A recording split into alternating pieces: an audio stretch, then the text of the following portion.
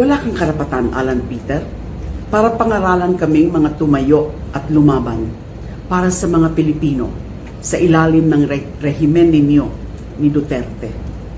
Habang kami ay lumaban, walang awa ninyong pinagpapatay ang libo-libong mga Pilipino kasama ang mga sanggol at mga bata. Isang mapagpalang araw na lang po sa ating lahat mga kapatid, mga kababayan at mga boss.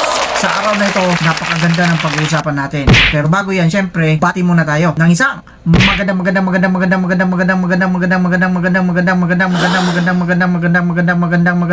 umaga po Luzon, Visayas at Mindanao. At syempre pa sa mga kapatid natin, mga kababayan natin, mga boss natin na nasa iba't ibang panig ng mundo. Magandang umaga po, magandang tanghali, magandang gabi, magandang hapon po sa inyong lahat. Kamusta na po kayo? Nandito na naman po ang inyong lingkod, Boss Ray.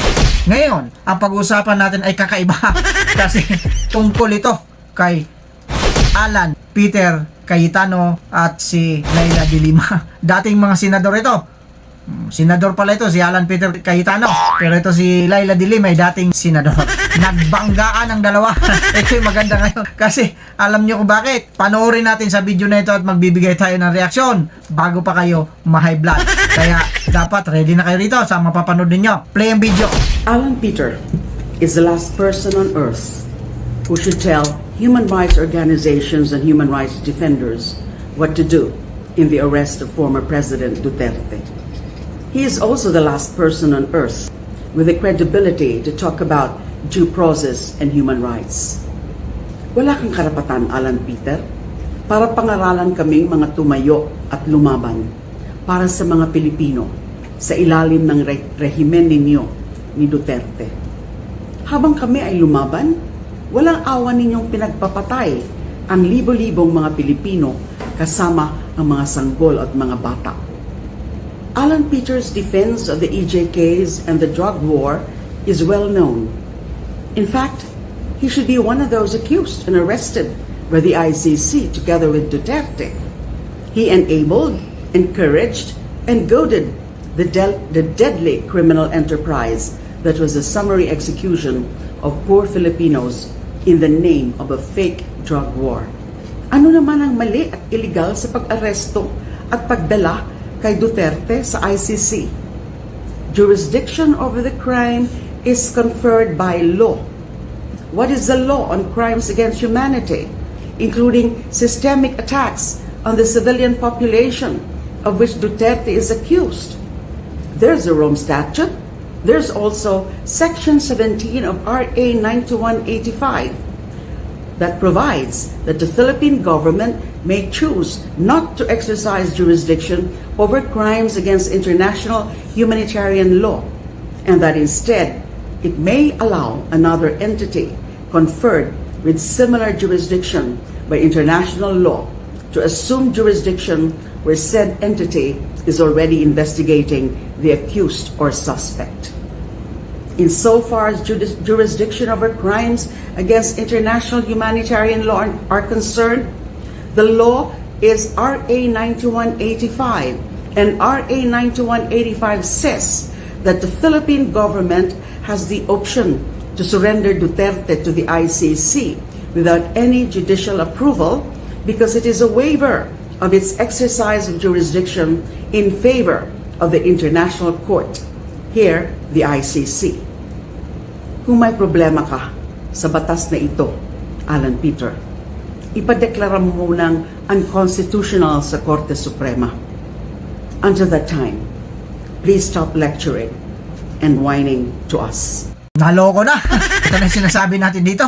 Ito na yung sinasabi natin dito ng banggaan ng dalawang mga abogado. Dito natin makikita kung talagang sino sa kanila ang pinakamagaling. Kasi may kanya-kanya silang pahayag. Kagaya ni Senador Alan Peter Cayetano, sabi niya illegal yung pagka-aresto kay dating Pangulong Rodrigo Duterte. At ang sinasabi naman ito, siyempre, ni dating Senador Leila de Lima, wala raw. Kaya nga sabi niya, di ba, dumating sa punto na gusto niya na ipapa-aresto din ito.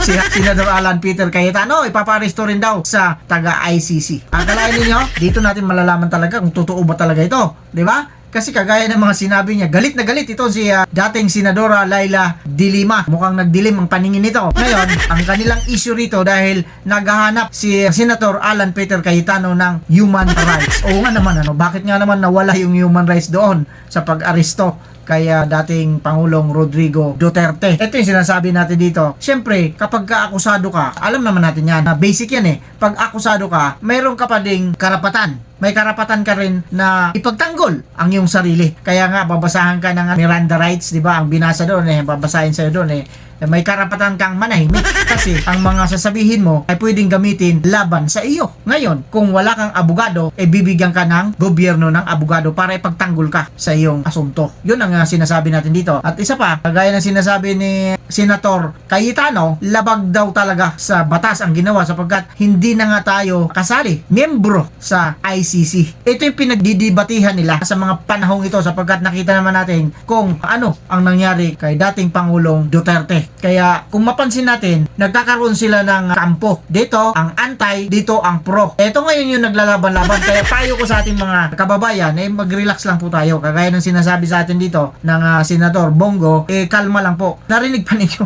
ng salitang kalma na yan. Ipapalabas natin yan sa susunod na mga video natin, yung kalma ka lang. Ngayon, may karapatan naman tayo na i-express, ipaliwanag, ipahayag ang ating opinion. Kasi mga kuro-kuro, syempre bilang isang mamamayang Pilipino, may karapatan tayong magbigay ng opinion base at naaayon doon sa mga pangyayari. Kagaya natin dito, nagbibigay tayo ng reaction video kasi nakita natin itong video ni dating Senadora Laila de Lima na gusto niya ring ipa-aresto itong si Senator Alan Peter Cayetano.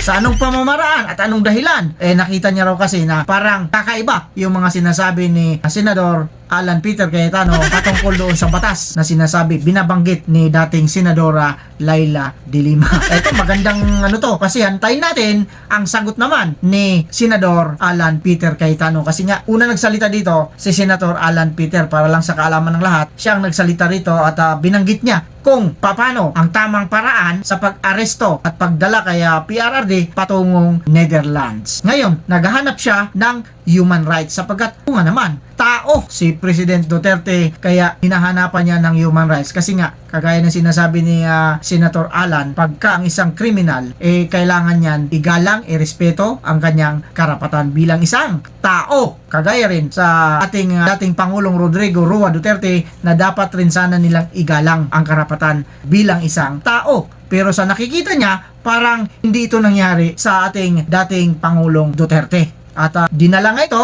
sinakay sa eroplano, papuntang Netherlands. At ito naman, sumagot itong si dating Senadora Laila de Lima na kinukundina niya yung mga sinasabi lahat ni Senador Alan Peter Cayetano. Kaya abangan natin ang susunod na kabanata nito kasi ito parang boxing ito. Abangan natin kung ano naman ang kasagutan ni Senator Alan Peter Cayetano. With that, yan na muna ang ibibigay namin sa inyo. Kung ano man ang mga komento ninyo, i-comment ninyo dyan sa baba. Kung ano yung gusto ninyong sabihin, kung ano yung palagay at kung ano yung opinion, libre kayo. Ilagay ninyo dyan sa baba at mag-comment kayo para naman makipag-talakayan tayo rito kung ano nangyayari. With that, maraming salamat sa patuloy na suporta ninyo, patuloy na panonood sa mga video ko, at syempre abangan pa ninyo ang susunod ko mga video kagaya na sinasabi natin dito. Lagi tayong mag-iingat. Pwera lang doon sa mga taong hindi marunong mag-ingat.